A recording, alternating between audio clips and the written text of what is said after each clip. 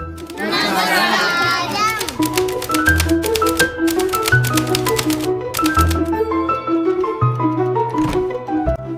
Eight Bells Toll by Alistair MacLean. എല്ലാവർക്കും നമസ്കാരം. Chapter 3, Tuesday 10 AM to 10 PM. പുലർച്ചെ 6 മണിക്ക് ശേഷം മാത്രം ഉറങ്ങാൻ കിടന്ന ഫിലിപ്പ് കാൽവർട്ട്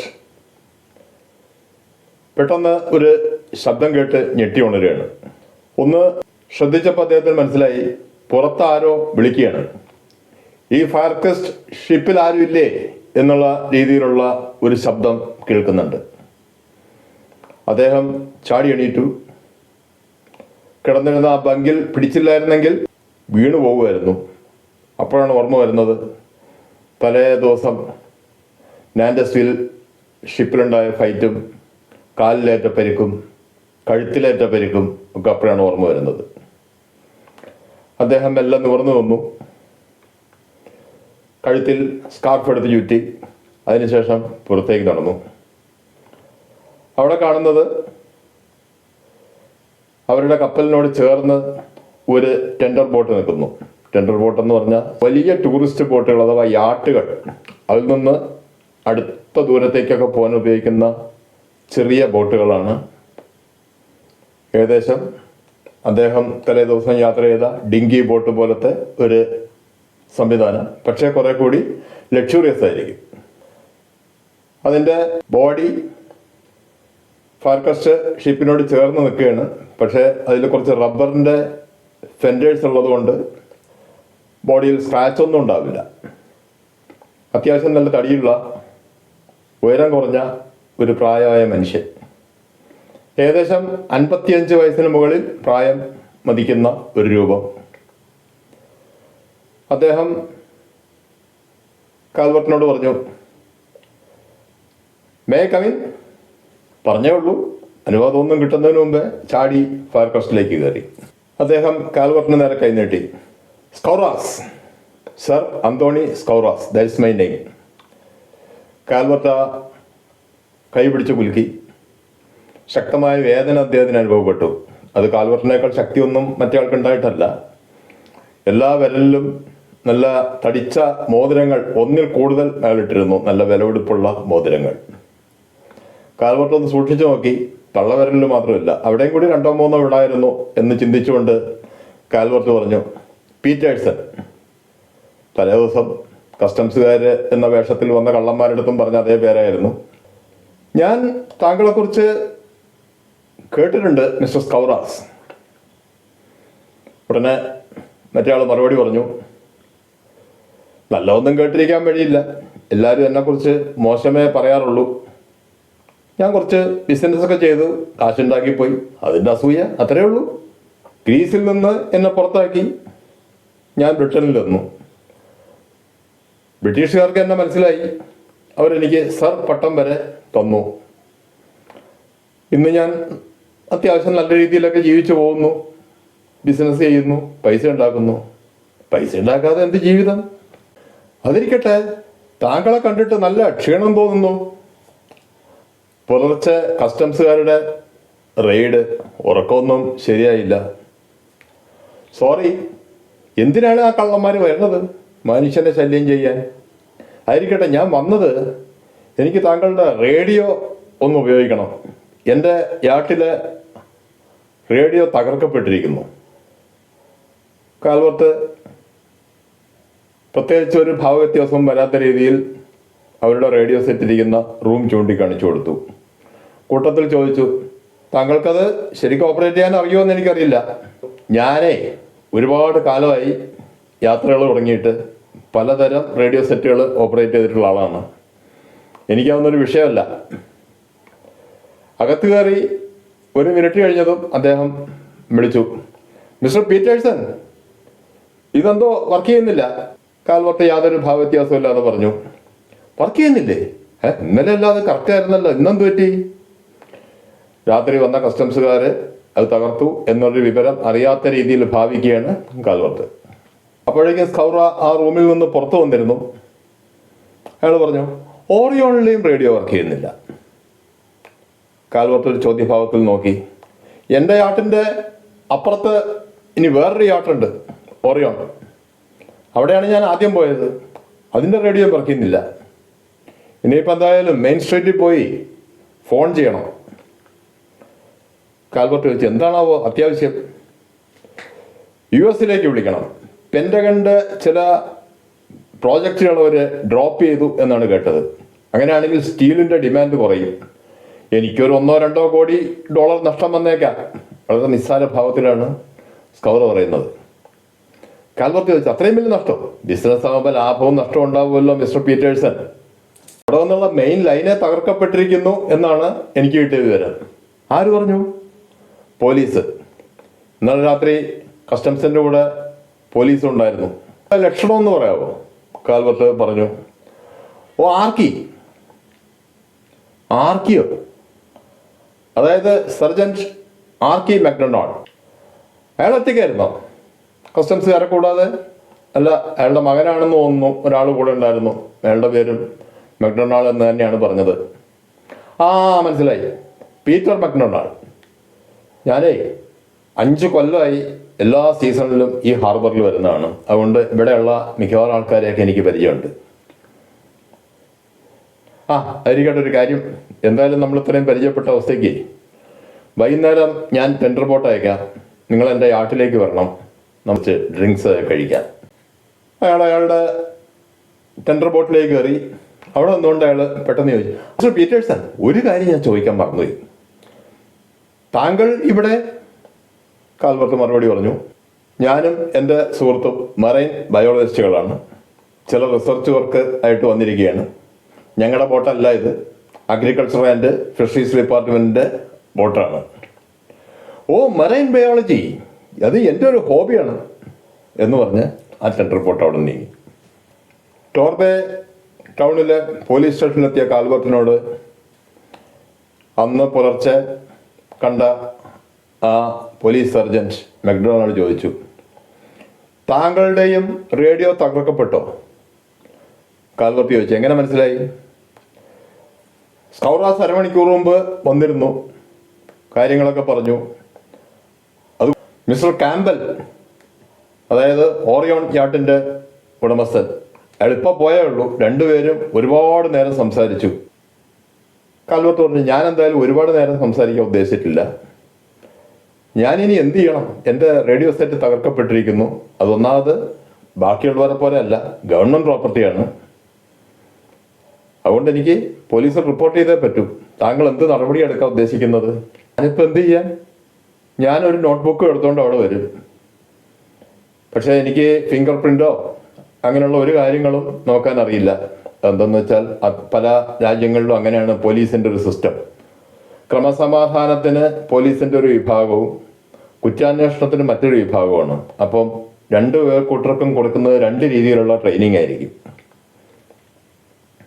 അല്ലെങ്കിൽ ഇനിയിപ്പോൾ സിറ്റിയിൽ നിന്ന് ഡിറ്റക്റ്റീവ് ഇൻസ്പെക്ടേഴ്സ് വരേണ്ടി വരും.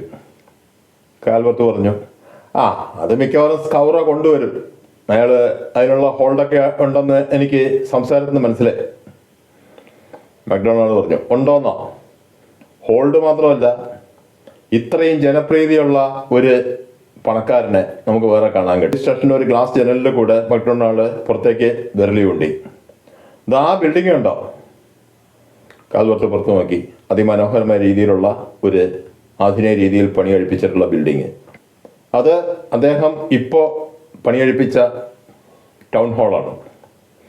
ആ കുന്നിൻ്റെ മുകളിൽ 6 വീടുകളുണ്ടോ? അത് വയസ്സായ ആൾക്കാർക്ക് വേണ്ടി ഉള്ള ഒരു അഭയകേന്ദ്രം അദ്ദേഹം ഉണ്ടാക്കിയതാണ്. പാവപ്പെട്ട സ്കൂൾ കുട്ടികളെ എല്ലാ വർഷവും നാഷണൽ ഗെയിംസിന് കൊണ്ടുപോകുന്നതിനുള്ള ചെലവും അദ്ദേഹം വഹിക്കുന്നുണ്ട്. കൃത്യം 12 മണിയായപ്പോൾ കാൽബർട്ട് ചീഫിന് അവരുടെ രഹസ്യ റേഡിയോയിൽ ആ ഫേക്ക് എൻജിൻ ക്യാബിൻ്റെ അകത്തിരിക്കുന്ന റേഡിയോ വഴി ബന്ധപ്പെട്ടു. നേവൽ ഇൻ്റലിജൻസ് ചീഫ് കാൽബർട്ടിനോട് പറഞ്ഞത്, കാരോലിൻ, ഒരു പ്രധാന വിശേഷം പറയാം. എന്താ? നാൻഡസ്വില്ലിലെ ക്രൂവിനെ മുഴുവൻ നമ്മൾ കണ്ടുപിടിച്ചു. എവിടെ നിന്ന്?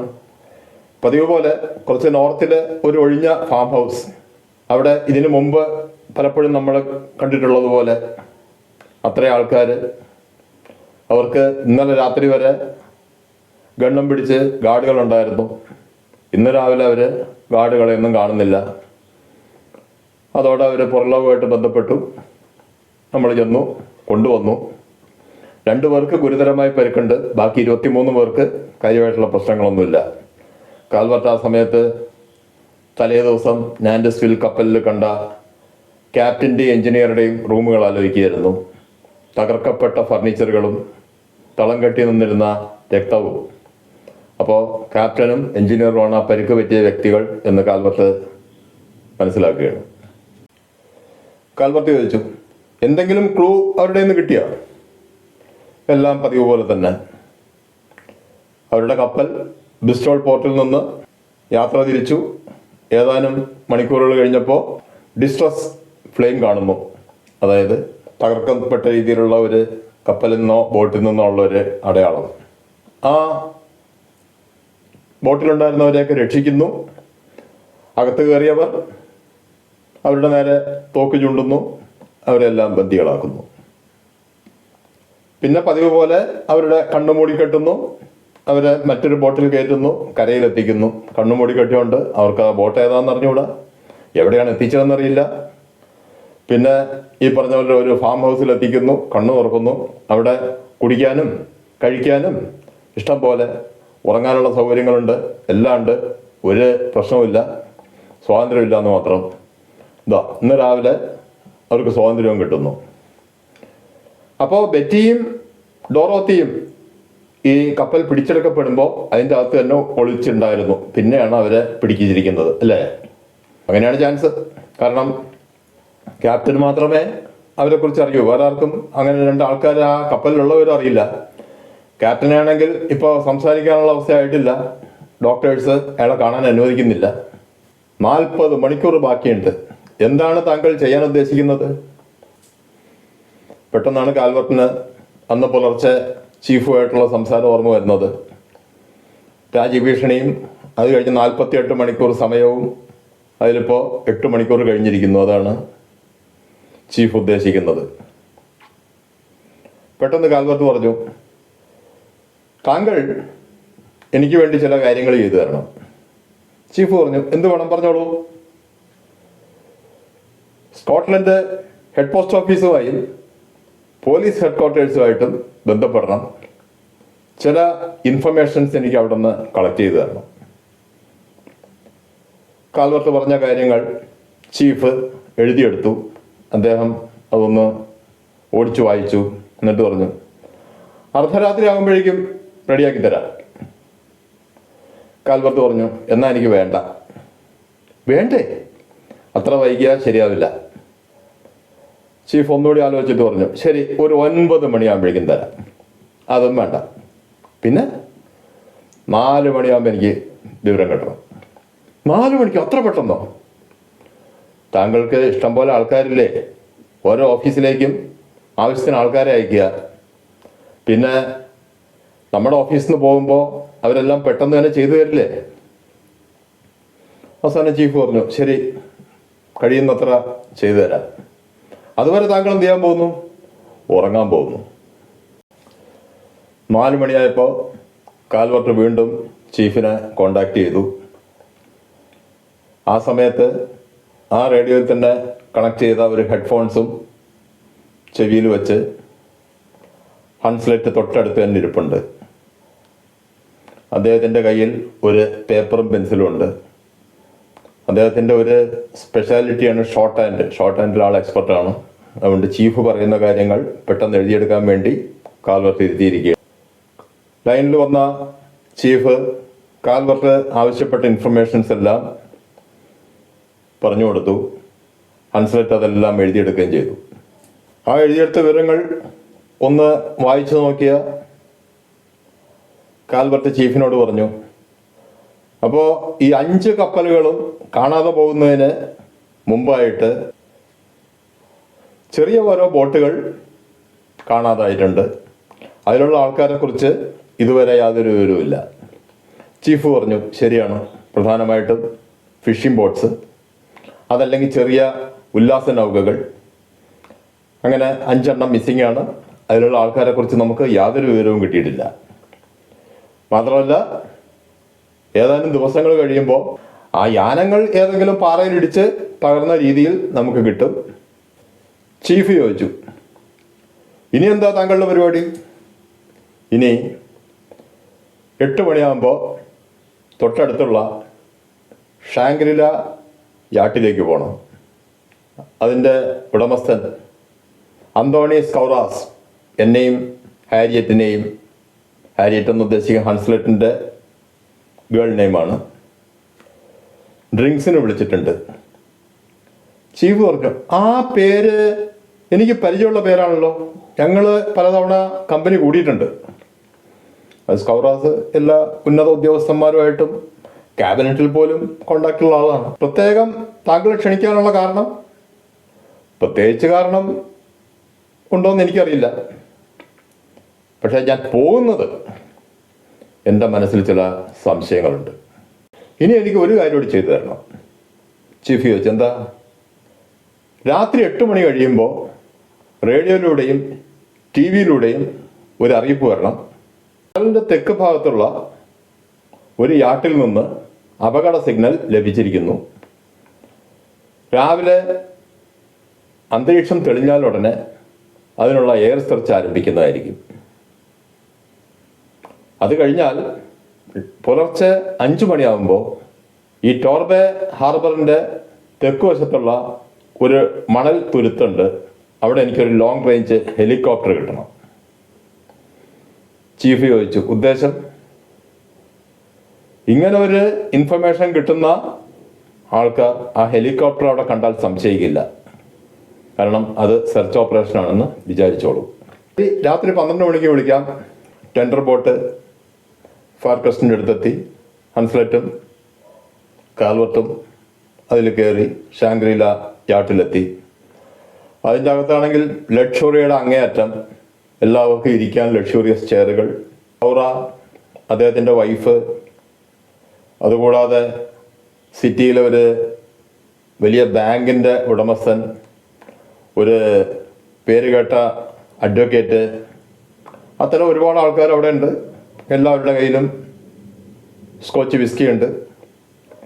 ചെന്ന് കയറിയ വഴിക്ക് സ്കൗറ തന്നെ എണീറ്റ് വന്ന് ഇവർ രണ്ടുപേരെയും ക്ഷണിച്ചിരുത്തി അവർക്കും ഓരോ സ്കോച്ചിൻ്റെ ഗ്ലാസ് കൊടുത്തു. ഗ്ലാസ് ഒഴിഞ്ഞാൽ അപ്പോൾ നിറയ്ക്കാനായിട്ട് അതും നോക്കി സ്കൗറയുടെ ഒരു സർവൻ്റ് അവിടെ നിൽക്കുന്നുമുണ്ട്.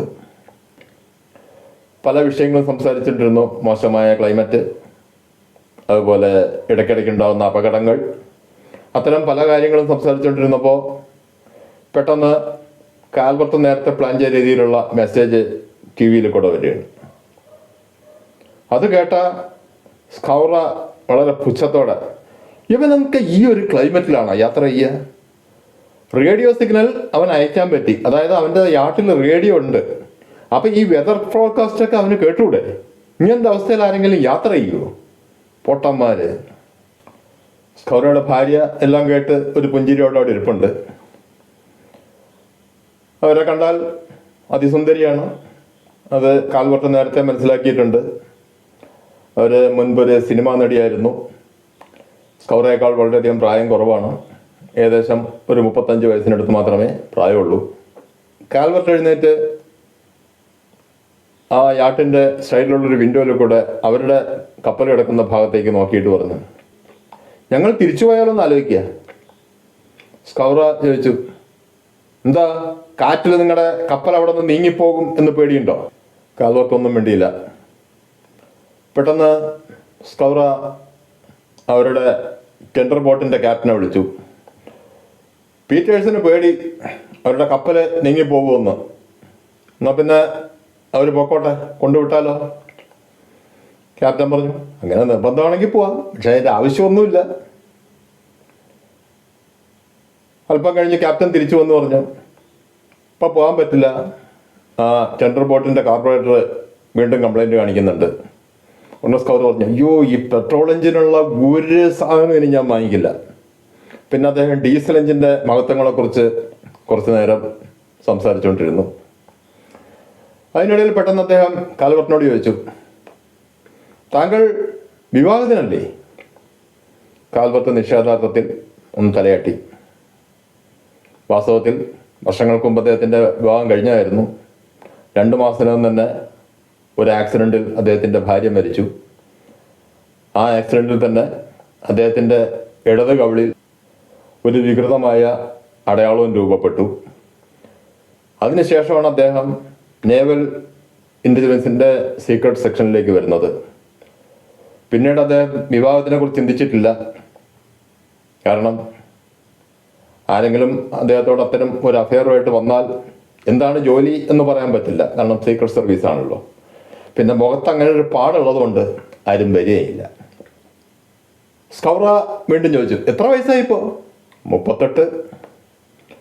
ഓ, ടു ലേറ്റ്. ഇപ്പോഴെങ്കിലും ആരെങ്കിലും പ്രൊപ്പോസ് ചെയ്യാൻ തോന്നുന്നുണ്ടോ? കാൽവർട്ട് അവിടെ ഒന്നിങ്ങനെ ചുറ്റും നോക്കി. അവിടെ നോക്കുമ്പോൾ സ്കൗറയുടെ പ്രൈവറ്റ് റൂം കാണാം. അതിൻ്റെ മേശപ്പുറത്ത് ഒരു സുന്ദരിയായ പെൺകുട്ടിയുടെ ഫോട്ടോ ഫ്രെയിം ചെയ്ത് വെച്ചിട്ടുണ്ട്. കാൽവർട്ട് പെട്ടെന്ന് ആ ഫോട്ടോ നോക്കി പറഞ്ഞു, ആ കുട്ടി എനിക്ക് ഇഷ്ടപ്പെട്ടു. ആ കുട്ടിയെ കാണാൻ വഴിയുണ്ടോ? സ്കൗറയും ഭാര്യയും പെട്ടെന്നൊന്ന് ഞെട്ടി. ഭാര്യ എഴുന്നവിടെ നിന്ന് എഴുന്നേക്കാൻ ശ്രമിച്ചു. പിന്നെന്തോ മനസ്സുമാറി അവിടെ നിന്നു. പക്ഷെ ആ സമയത്ത് അവരുടെ ഉടുപ്പ് കൈയുടെ ഭാഗത്തൊന്ന് നീങ്ങി. കാൽവർട്ടിൻ്റെ കണ്ണിൽ ചിലത് പെടുകയാണ്.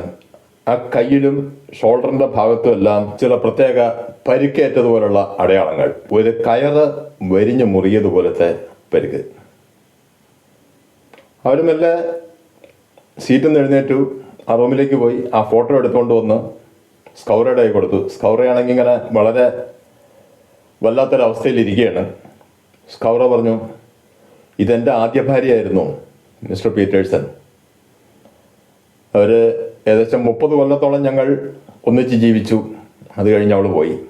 തിരിച്ച് ഫയർക്രസ്റ്റ് ഷിപ്പിലെത്തിയ കാൽവർട്ടും ഹൺസ്ലെറ്റും ആ കപ്പലിൻ്റെ നിലത്താണ് പ്രധാനമായും ശ്രദ്ധിച്ചത്. പോകുന്നതിന് മുമ്പ് അവരൊരു കാര്യം ചെയ്തിരുന്നു. അതിൻ്റെ കാർപ്പറ്റ് എടുത്ത് മടക്കി ഒരു മൂലയിൽ വെച്ചിരുന്നു. നിലത്തെല്ലാം ന്യൂസ് പേപ്പേഴ്സ് വിരിച്ചിരുന്നു. ആ പേപ്പേഴ്സിലെല്ലാം ഷൂവിൻ്റെ അടയാളങ്ങൾ അവർ കാണുകയാണ്. വിശദമായി പരിശോധിച്ചപ്പോൾ മനസ്സിലായി 2 ആൾക്കാർ ഷൂ ഇട്ട രീതിയിൽ അവിടെ നടന്നിട്ടുണ്ട്. കാൽവർട്ട് ഹൺസ്ലെറ്റിനോട് പറഞ്ഞു, അപ്പോൾ ഇതിനാണ് നമ്മളെ ഡ്രിങ്ക്സിന് വിളിച്ചത്. നമ്മുടെ കപ്പൽ അവർക്കൊന്ന് പരിശോധിക്കണമായിരുന്നു. അതിനുള്ള സമയം കിട്ടാനാണ് ടെൻഡർ ബോട്ടിൻ്റെ കാർപ്പറേറ്റർ കംപ്ലൈൻ്റ് എന്ന് ക്യാപ്റ്റൻ എന്നാണ് പറഞ്ഞത്. ഹൺസ്ലെറ്റ് അങ്ങനെ അമ്പരന്ന് നിൽക്കുകയാണ്. ഇനി എനിക്ക് കൂടുതൽ അന്വേഷിക്കാനുണ്ട് സ്കൗറയുടെ ആദ്യ ഭാര്യയെക്കുറിച്ച്. തൽക്കാലം നമുക്കൊരു കാര്യം ചെയ്യാം. കപ്പൽ ഞാൻ നേരത്തെ പറഞ്ഞ തുരുത്തിലേക്ക് മാറ്റാം. പുലർച്ചെ അവിടെ ഹെലികോപ്റ്റർ വരും. അതിലെനിക്ക് യാത്ര തുടങ്ങണം.